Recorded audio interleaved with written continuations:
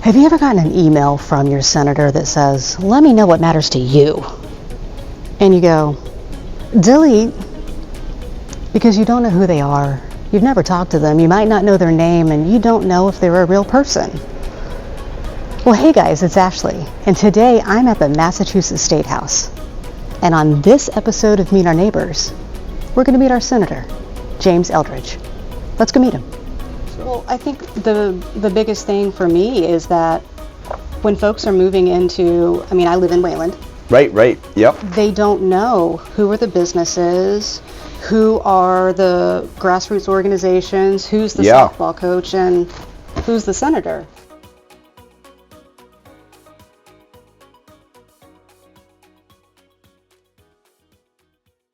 What is your name? My name is Jamie Eldridge. And you are the state senator for what areas? Yeah, the district is called the Middlesex and Worcester District because I have some Middlesex County towns like Wayland, Sudbury, and Acton, but then I have some Worcester County towns like Harvard and Southborough. That's a large area. It is. It's a big area. You have the Mass Pike, Route 20, Route 495, Route 2, so it's quite a sort of mobile and geographically large area.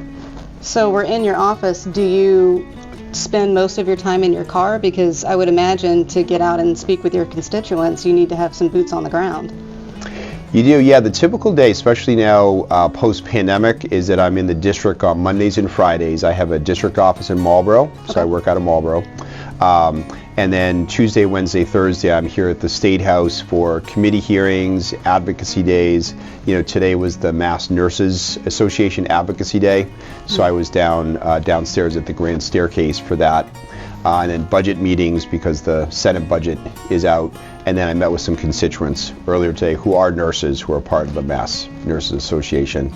But then, of course, at the end of the day, say 4 or 5, maybe 6 p.m., I'm rushing out to the district to attend all my evening events. So you are pretty tired by the end of the day. Yes, and I will say I generally work weekends as well. So.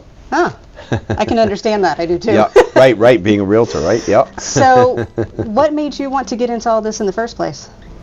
Well, I grew up in Acton, and my basketball coach was the aide to a state representative who was actually running for state senate. And so the very Senate district that I represent now. So when I was just 16 years old, I volunteered on his campaign, and he won this very tough race by just 60 votes out of probably about 60,000. Yep. So it really showed to me that if you worked hard at an election, sort of brought people together for a candidate, you could win and then really make a difference. And so I actually was his first intern. His name is Bob Duran. He's actually right there. That's one of his lawn signs. I sort of decided then to focus to run for office, make a difference in people's lives, sort of how do you bring people together to create change. And I would say probably law school was a big impact on me as well as far as advocating for economic and social justice. So then what type of law did you really start focusing on? Yeah, so I was a legal aid lawyer, so it was free legal services for the poor, the disabled, and people with disabilities and senior citizens. So I worked up in Lowell and Lawrence for what was then Merrimack Valley Legal Services, and I was doing that for 2 years, and then suddenly where I lived in Acton, there was an open state rep seat due to redistricting, which is just funny to think about because, of course, the reason I represent Wayland now is because of redistricting. But at the time, it was a state rep seat in the Acton-Boxborough area, and so then I basically quit my law job because I knew to win I needed to run full time, and was successful in that race. So when you really set your mind to it, you're like, everything else is going, and this is my focus. I think particularly to run for office, it really is a full-time job, and some of my friends or sometimes State House employees here who run for the legislature think they can do it part-time, and I just think you often only have that shot to win once, and so why not give it your all and run full-time. Do you still remember that moment of voting for yourself for the first time? I don't actually remember the first time voting, but I remember the first time I saw my name on my lawn sign. Yes, in Acton. Okay. So, yep. That had to have been quite surreal. It was, yep, and then to see them sort of all over town, yep. Yeah, Yep. I like that. The fact that you're keeping the first campaign there, that you Yep. like to remember kind of where you came from, it sounds like. Definitely. And I think also when I think about, the people I meet on the campaign or, now just in meetings with constituents, that's really where I get some of my best ideas. I was mentioning that today I got a call from one of the leaders with the Whalen Pool organization that are looking to renovate that Whalen Pool and looking for state funding. So just trying to see if there's that possibility. That wouldn't have happened if I went to the Whalen Pool Gala and met people and really understood how much it means to people in the community. What are the top things that really matter to you? Because you said that you want to bring people together, but that change matters to you. So what does all of that mean? Yeah, I mean, I am someone that works on a lot of issues. I do believe the government, has a real place to make sure there's equality in society, to support people, whether it's, making sure everyone is housed, making sure everyone gets a great public education, protecting our environment. Very concerned about climate change, so I do a lot of work on climate action. The district I represent is surprisingly diverse. It has a very large Asian American, Latino American, and often more and more now Caribbean and African American constituents. So I do a lot of advocacy on protecting immigrants. So. What about environmental racism with regard to even water quality, or you mentioned climate change, how all of those things go together? Is that on your radar at all? It really is. I was fortunately introduced to a coalition called the Environmental Justice Coalition, and at the time they were looking to file legislation, and I think probably because of my work with immigrants, I was asked to be the lead sponsor in the bill about 6 years ago. So we worked very hard to pass this bill, which we passed in 2021, that basically redefined environmental justice, both from an income point of view, but also racial point of view and English language learners. And so it's sort of redefined the landscape of Massachusetts about what communities are environmental justice. So as an example, in my district, in Marlborough, where there's a large Brazilian and Latino communities, some of those neighborhoods are environmental justice.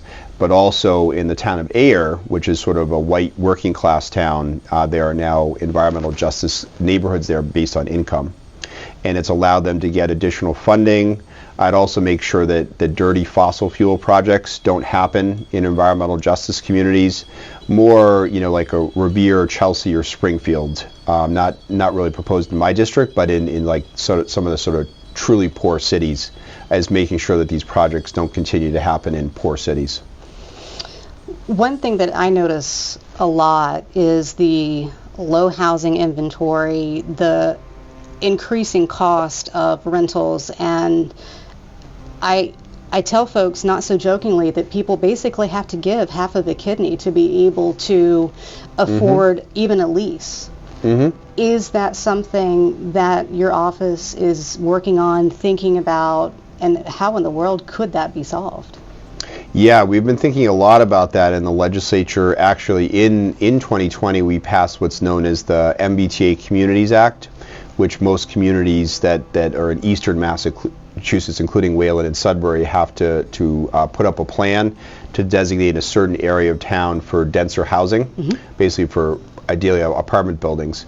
So my hometown of Acton last night passed its MBTA Communities Act plan that designates a certain area near the train station where they will allow denser housing.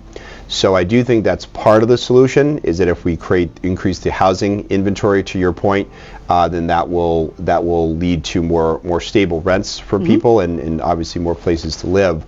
But I also think we need more truly affordable housing, and that's why this session the legislature is likely to pass a housing bond bill, which is where the state borrows money to build low-income housing, usually through grants to housing authorities or to nonprofit developers. So in my hometown of Acton, one of those developers just built a 36-unit project where the rents are probably between $500 and $1,000 a month, which Nice. is actually affordable for people who are less well off. Yep. What would you say to the person who says, well, I've lived here for 30 years and my grandparents lived here and their and my parents lived here, and I don't want this monstrosity to change the landscape of the community. What's your answer to that? Yeah, well, I think that, first of all, I think that the sort of new affordable housing or multifamily housing is generally a lot nicer than the housing that was built, say, in the 60s or 70s, and that so it can be made to look beautiful. I know that's the case for the project in Acton that I talked about. I think also as a recognition that, if we're talking about being a welcoming community, that includes, welcoming people that are less well off. It's not, changing the entire character of the town, but it is making sure a certain part of town is more affordable. Growing up in Acton, if you go on Great Road on, Route 2A, there's lots of apartments there, and those are, more often than not immigrants or working class people that are getting the benefits of the Acton-Boxborough schools, and want to make sure that, every family has that opportunity for great public schools, especially in a Metro West district where the public schools are so terrific. Oh, they definitely are. I've spent a good amount of time in Acton. My son likes the bowling alley there. Oh, yes. Yep. So I went there as a kid. Well, even for my birthday this year, it's like, I want to go bowling. And Yeah. I don't know if I enjoyed the bowling more or the video games more, but it was a good time. Yes. I'll also say that the Apex Entertainment Center in Marlboro, which is kind of an overwhelming experience, but they have a great bowlodrome too. Oh, nice. Yeah. I'll have to check that out. Yeah. So you were drinking coffee before I came in. What do you put in your coffee? Yeah, just milk. I cut out the sugar a long time ago. Okay. Yep. Because All I right. drink so much coffee, so I thought I'd need to take at least one sort of vice off the table. So. Well, something needs to fuel you through this day. Right. Exactly. So Exactly. what are the things that you would like Waylon to know about you? Well, I think, first of all, that I'm very accessible and that I want to be invited to as many events as possible. I just got invited to the Wayland Cultural Festival that's coming up. I went last year, and it was just incredibly moving experience. I found Wayland already to be incredibly welcoming and inviting me to things, but I think sometimes people don't think of, oh, I'll invite the local state rep and state senator, or they think, I'm sure that, he or she knows already about it, but the reality is a lot of times, unless we're specifically emailed with an event, we don't know about that. So making sure to invite me to events, thinking about, how the budget, how different bills can, best support Wayland. I think in terms of the other thing I'd like people in Wayland most to know about me is that I work on a wide variety of issues, but a lot of those bill ideas come from constituents. So if a constituent has a bill idea, please reach out to me. A lot of the sort of best bills that I passed came from constituents, were thought up by constituents. One of the examples is that in Acton, they received a grant for an energy efficiency manager for the Acton-Boxborough schools, and then I was able to file a bill to create a grant for more school districts to create this position where this particular person who was hired, within the first year, she saved far more money than her salary for the school district, and that was a really powerful example of sort of climate action and action, not just to do the best part for combating climate change, but actually to save money for the taxpayers. So you, of course, like all of us, have your own agenda, but you really want to hear the needs and see, budget or no budget, if you can actively come up with a solution. Yes, absolutely, and I am very focused on, let's deliver results. Let's really try to, make a difference in each community, every legislative session, as well as some of the bigger pieces of legislation, which for this session I'd say is climate, housing, economic development, and then hopefully environmental protection bills. I file a lot of those bills. Sometimes they don't get as much attention, but I am trying to pass some of those bills, including the plastic bag ban, a statewide ban, drought management bill to address the fact that we are in an environment where droughts are increasing, and then how do we increase support for water infrastructure as development continues to grow and as we want to support more housing. Is there something that we as a community could do to help support you in those efforts at all? Well, I know, I'm not exactly sure. I think Wayland has passed the plastic bag ban. I'm pretty sure. I think the more education that can be done by Wayland to show the benefits of that it's been something that's been positive. I'd say on the environment is just, highlighting the importance of, Wayland's rivers, of its open space, is that these are things that are important, because I feel like sometimes in Beacon Hill environmental causes are not seen as being a priority, even though when I think of Massachusetts, I think they're such a core part of what Massachusetts values are. If you are saying that folks can contact you, what is the best way to do that? Probably the best way is email, james.eldridge@masenate.gov. But I do have, in my opinion, a very good website. It's senatoreldridge.com, and you can go to a page to fill out a form, electronic form to request for me to attend events. I am very active on social media, as I think you know.